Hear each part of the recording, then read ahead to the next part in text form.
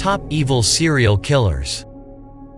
Theodore Robert Ted Bundy lived between November 24, 1946 and January 24, 1989 as one of the most infamous serial killers in U.S. history. Ted Bundy raped and murdered scores of young women across the United States between 1974 and 1978. After more than a decade of vigorous denials, Bundy eventually confessed to 30 murders, although the actual total of victims remains unknown. Typically, Bundy would rape then murder his victims by bludgeoning, and sometimes by strangulation. He also engaged in necrophilia. He would approach a potential victim in a public place, even in daylight or in a crowd, as when he abducted Ott and Naslund at Lake Sammamish or when he kidnapped Leach from her school. Bundy had various ways of gaining a victim's trust. Sometimes, he would feign injury, wearing his arm in a sling or wearing a fake cast, as in the murders of Hawkins, Rincourt, Ott, Naslund, and Cunningham. At other times Bundy would impersonate an authority figure. He pretended to be a policeman when approaching Carol DaRonch. The day before he killed Kimberly Leach, Bundy approached another young Florida girl pretending to be Richard Burton, fire department, but left hurriedly after her older brother arrived. After luring a victim to his car, Bundy would hit her in the head with a crowbar he had placed underneath his Volkswagen or hidden inside it. Every recovered skull, except for that of Kimberly Leach, showed signs of blunt force trauma. Bundy often would drink alcohol prior to finding a victim. On death row, Bundy admitted to decapitating at least a dozen of his victims with a hacksaw. He kept the severed heads later found on Taylor Mountain in his room or apartment for some time before finally disposing of them. Bundy also confessed to visiting his victims' bodies over and over again at the Taylor Mountain body dump site. He stated that he would lie with them for hours, applying makeup to their corpses and having sex with their decomposing bodies until putrefaction forced him to abandon the remains. Despite having 5 court-appointed lawyers, he insisted on acting as his own attorney and even cross-examined witnesses, including the police officer who had discovered Margaret Bowman's body. The judge, when passing sentence said, "It is ordered that you be put to death by a current of electricity, that current be passed through your body until you are dead. Take care of yourself, young man. I say that to you sincerely. Take care of yourself, please." It is an utter tragedy for this court to see such a total waste of humanity as I've experienced in this courtroom. You're an intelligent young man. You'd have made a good lawyer, and I would have loved to have you practice in front of me, but you went another way, partner. Take care of yourself. I don't feel any animosity toward you. I want you to know that. Once again, take care of yourself. Bundy was executed in the electric chair at 7:06 a.m. local time on January 24, 1989. His last words were, "I'd like you to give my love to my family and friends." Richard Trenton Chase lived between May 23, 1950 and December 26, 1980 was an American serial killer who killed 6 people in the span of a month in California. He earned the nickname the Vampire of Sacramento due to his drinking of his victims' blood and his cannibalism. He did this as part of a delusion that he needed to prevent Nazis from turning his blood into powder via poison they had planted beneath his soap dish. On December 29, 1977, Chase killed his first victim in a drive by shooting, Ambrose Griffin, a 51-year-old engineer and father of two. Chase's next victim was Teresa Wallin. 3 months pregnant, Teresa was surprised at her home by Chase, who shot her 3 times, killing her. He then had sex with the corpse and mutilated it, bathing in the dead woman's blood. On January 27, Chase committed his final murders. Entering the home of 38-year-old Evelyn Marath, he encountered her neighbor, Don Meredith, who he shot with the same .22 handgun. Stealing Meredith's wallet and car keys, he rampaged through the house, fatally shooting Evelyn Marath, her 6-year-old son Jason, and Marath's 22-month-old nephew, David. As with Teresa Wallin, Chase engaged in necrophilia and cannibalism with Marath's corpse. Chase returned to his home, where he drank David's blood and ate several of the infant's internal organs before disposing of the body at a nearby church. A witness saw him leaving the scene, where he left perfect fingerprints and shoe prints, leading to his arrest. On May 8, Chase was found guilty of 6 counts of first-degree murder and was sentenced to die in the gas chamber. Waiting to die, Chase became a feared presence in prison. The other inmates, including several gang members, aware of the graphic and bizarre nature of his crimes, feared him, and according to prison officials, they often tried to convince Chase to commit suicide. On December 26, 1980, a guard doing cell checks found Chase lying awkwardly on his bed, not breathing. An autopsy determined that he committed suicide with an overdose of prison doctor-prescribed antidepressants that he had been saving up over the last few weeks. Joachim Kroll was a German serial killer and cannibal. He was known as the Ruhr Cannibal, and the Duisburg Man-Eater, Duisburger Menschenfresser. He was convicted of 8 murders but confessed to a total of 13. On July 3, 1976, Kroll was arrested for kidnapping and killing a 4-year-old girl named Marion Ketter. As police went from home to home, a neighbor approached a policeman and told him that the waste pipe in his apartment building had blocked up, and when he had asked his neighbor, Kroll, whether he knew what had been blocking the pipe, Kroll had simply replied, "Guts." Upon this report, the police went up to Kroll's apartment and found the body of the Ketter girl cut up. Some parts were in the fridge, a hand was cooking in a pan of boiling water, and the intestines were found stuck in the waste pipe. Kroll said that he often sliced portions of flesh from his victims to cook and eat them, claiming that he did this to save on his grocery bills. In custody, he believed that he was going to get a simple operation to cure him of his homicidal urges and would then be released from prison. Instead, he was charged with 8 murders and 1 attempted murder. In April 1982, after a 151-day trial, he was convicted on all counts and was given 9 life sentences. He died of a heart attack in 1991 in the prison of Rheinbach, near Bonn. John George Haigh lived between July 24, 1909 to August 10, 1949. The acid bath murderer was a serial killer in England during the 1940s. He was convicted of the murders of 6 people, although he claimed to have killed a total of 9, dissolving their bodies in sulfuric acid before forging papers in order to sell their possessions and collect substantial sums of money. He acted under the mistaken belief that police needed a body before they could bring a charge of murder. As a consequence, he was convicted through forensic evidence and executed on August 10, 1949.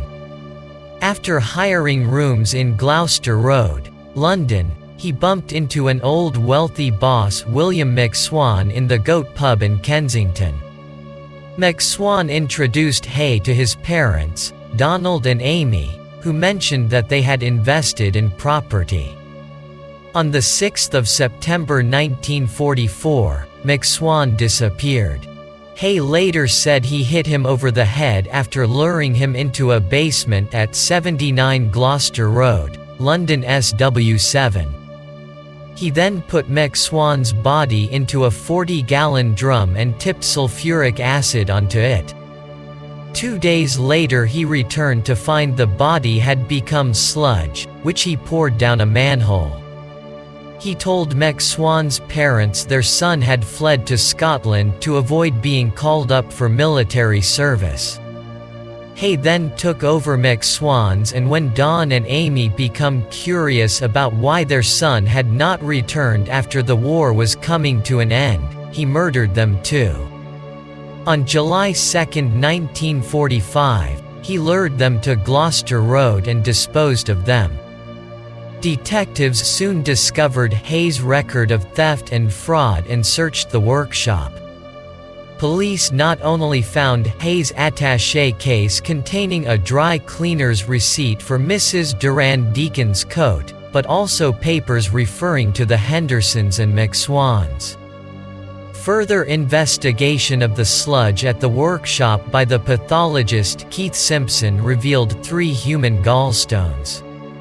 It was reported that Hay, in the condemned cell at Wandsworth Prison, asked one of his jailers, Jack Morwood, whether it would be possible to have a trial run of his hanging so everything would run smoothly. It is likely his request went no further, or, if it did, the request was denied. Whatever the case, Hay was led to the gallows by Chief Executioner Albert Pierpoint on August 10, 1949. Dennis Rader is an American serial killer who murdered at least 10 people in Sedgwick County in and around Wichita, Kansas, between 1974 and 1991. He was known as the BTK Killer or the BTK Strangler, which stands for bind, torture and kill, an apt description of his modus operandi. Letters were written soon after the killings to police and to local news outlets, boasting of the crimes and knowledge of details. After a long hiatus, these letters resumed in 2004, leading to his arrest in 2005 and subsequent conviction. Using personal jargon for his killing equipment, Rader casually described his victims as his projects, and at one point likened his murders to euthanizing animals by saying he put them down. Rader created what he called a hit kit, a briefcase or bowling bag containing the items he would use during murders: guns, tape, rope and handcuffs. He also packed what he called hit clothes that he would wear for the crimes and then dispose of. Rader bound, tortured, and killed his victims. Rader would strangle his victims until they lost consciousness, then let them revive, then strangle them again. He would repeat the pattern over and over again, forcing them to experience near death, becoming sexually aroused at the sight of their struggles. Finally, Rader would strangle them to death and masturbate to ejaculation into an article of their clothing, usually underwear. Rader was particularly known for sending taunting letters to police and newspapers. There were several communications from BTK during 1974 to 1979. The first was a letter that had been stashed in an engineering book in the Wichita Public Library in October 1974 that described in detail the killing of the Otero family in January of that year. In early 1978 he sent another letter to television station Cake in Wichita claiming responsibility for the murders of the Oteros, Shirley Vian, Nancy Fox, and another unidentified victim assumed to be Catherine Bright. He suggested a number of possible names for himself, including the one that stuck. BTK a sample of one of his letters. The victims are tie up, most have been women, phone cut, bring some bondage, mater, sadist tendencies, no struggle, outside the death spot, no witness except the Vanes kids. They were very lucky, a phone call saved them. I was going to tape the boys and put plastics bag over their head like I did Joseph and Shirley. And then hang the girl. God, oh God, what a beautiful sexual relief that would been. Josephine, when I hung her, really turned me on. Her pleading for mercy, then the rope took hold. She helpless, staring at me with wide terror fill eyes, the rope getting tighter. Rader plead guilty and was sentenced to life in prison, a sentence he is currently still serving. Andrei Chikatilo was a Ukrainian serial killer, nicknamed the Butcher of Rostov and the Red Ripper.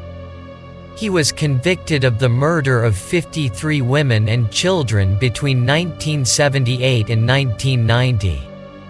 In 1978, Chikatilo moved to Shakhty, a small coal mining town near Rostov, where he committed his first documented murder.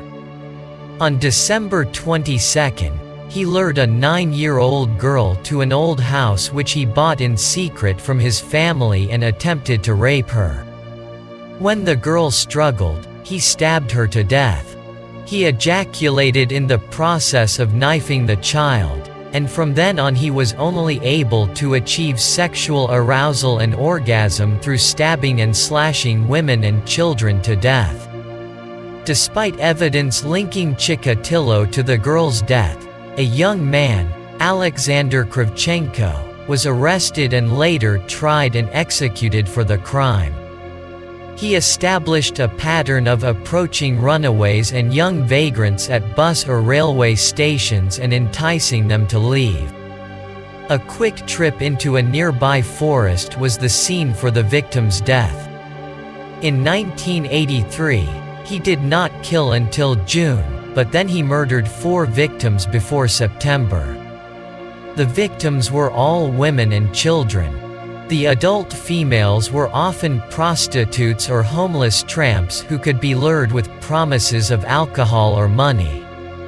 Chikatilo would usually attempt intercourse with these victims, but would usually be unable to get an erection, which would send him into a murderous fury. The child victims were of both sexes, and Chikatilo would lure them away with his friendly, talkative manner by promising them toys or candy. In the USSR at the time, reports of crimes like child rape and serial killing were often suppressed by the state-controlled media, as such crimes were regarded as being common only in hedonistic capitalist nations. In 1988, Chikatilo resumed killing, generally keeping his activities far from the Rostov area. He murdered a woman in Krasny Sulin in April and went on to kill another 8 people that year, including 2 victims in Shakhty. Again, there was a long lapse before Chikatilo resumed killing, murdering 7 boys and 2 women between January and November of 1990. He was finally caught when trying to approach young children whilst under police surveillance. He went to trial on April 14, 1992. Despite his odd and disruptive behavior in court, he was judged fit to stand trial. During the trial, he was famously kept in a cage in the center of the courtroom. It was constructed for his own protection from the relatives of the deceased. The trial had a very disturbing atmosphere. The relatives kept shouting threats and insults to Chikatilo, demanding the authorities to release him so that they could execute him on their own. He was found guilty of 52 of the 53 murders and sentenced to death for each offense. The serial killer was executed by firing squad shot in the back of the head on February 14, 1994, after Russian President Boris Yeltsin refused a last-ditch appeal by Chikatilo for clemency. Albert Fish, a contender for worst serial killer ever, also known as the Gray Man, the Werewolf of Wisteria and possibly the Brooklyn Vampire, boasted that he molested over 100 children, and was a suspect in at least 5 killings. Fish confessed to 3 murders that police were able to trace to a known homicide, and confessed to stabbing at least 2 other people. He was put on trial for the murder of Grace Budd, and was convicted and executed. Fish was visited in prison by the mother of his victim Billy Gaffney to get more details about the death of her son. Fish said, "I cut one of my belts in half, slit these halves in 6 strips about 8 inches long. I whipped his bare behind till the blood ran from his legs.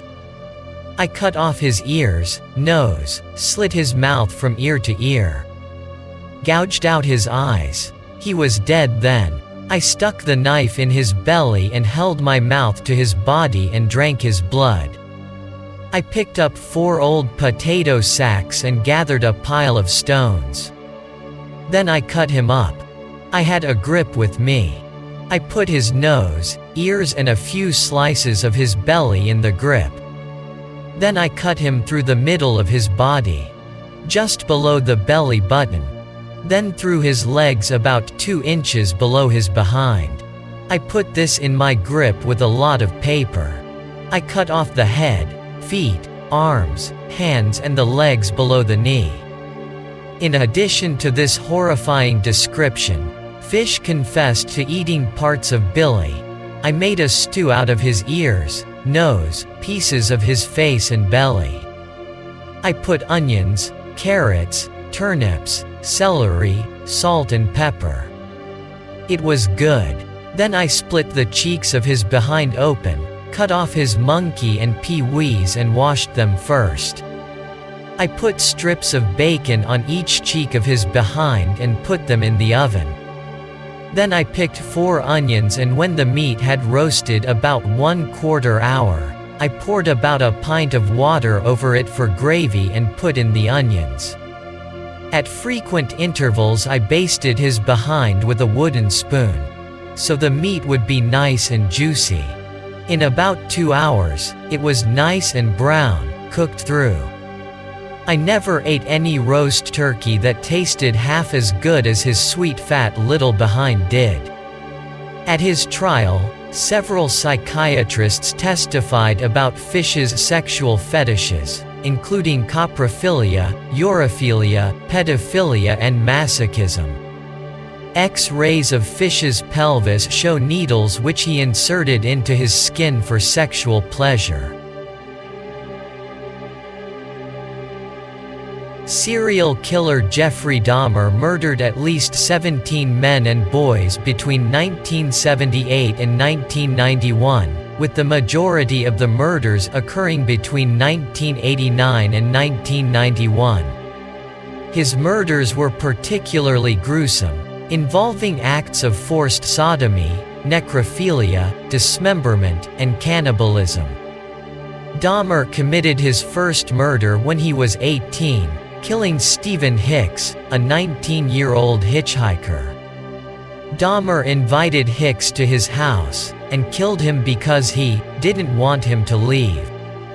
On September 25, 1988, he was arrested for sexually fondling a 13-year-old Laotian boy in Milwaukee, for which he served 10 months of a 1-year sentence in a work release camp. However, in 1988 there was not yet a law requiring offenders to register when convicted of a sex crime against a minor. He convinced the judge that he needed therapy, and he was released with a 5-year probation on good behavior. Shortly thereafter, he began a string of murders that would end with his arrest in 1991. In the early morning hours of May 27, 1991, 14-year-old Milwaukee Laotian Kanarek Sinthasomphone, the younger brother of the boy Dahmer had molested, was discovered on the street, wandering nude. Reports of the boy's injuries varied. Dahmer told police that they had an argument while drinking, and that Sinthasomphone was his 19-year-old lover. Against the teenager's protests, police turned him over to Dahmer. They had no suspicions, but reported smelling a strange scent.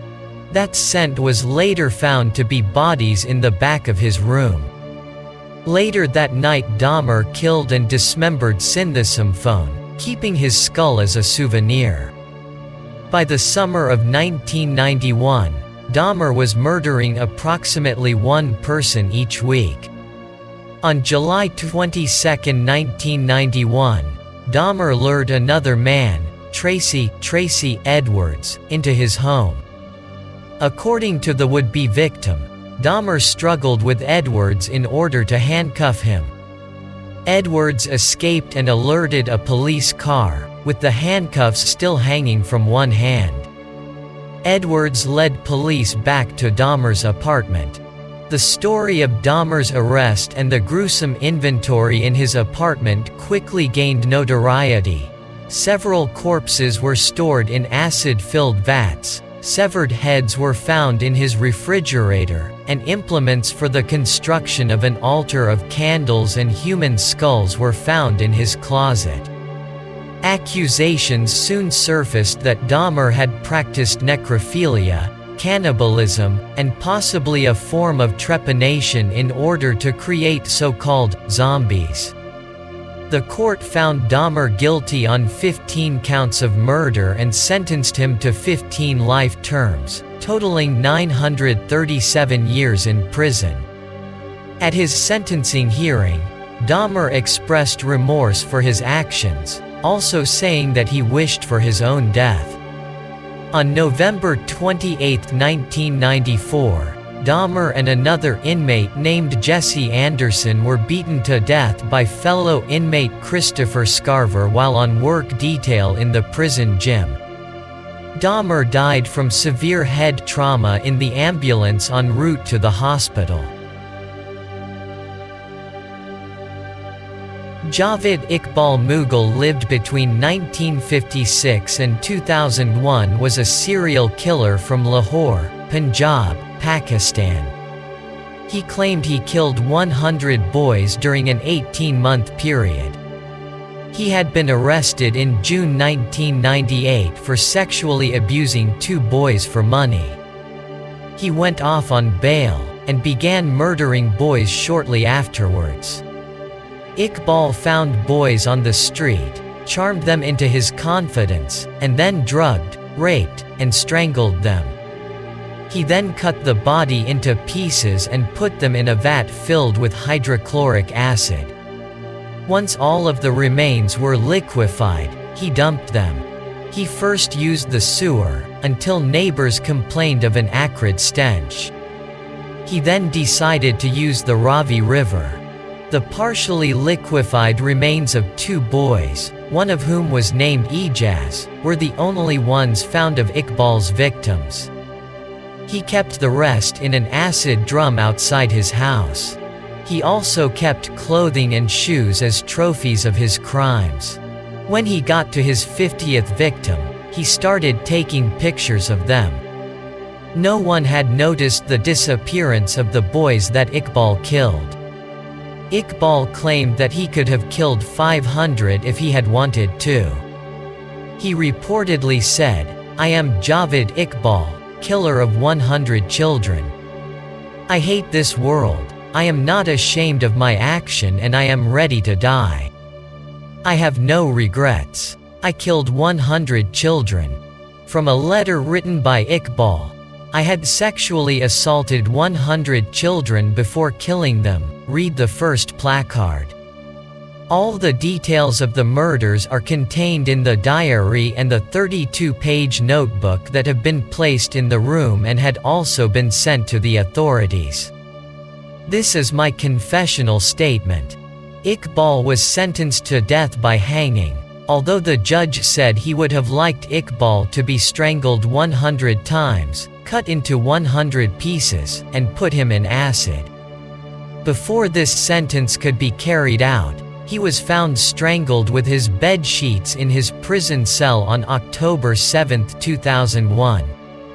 One of his accomplices, Sajid, was also strangled. Pakistani authorities say that the men committed suicide. Another accomplice had previously fallen to his death from a CIA window.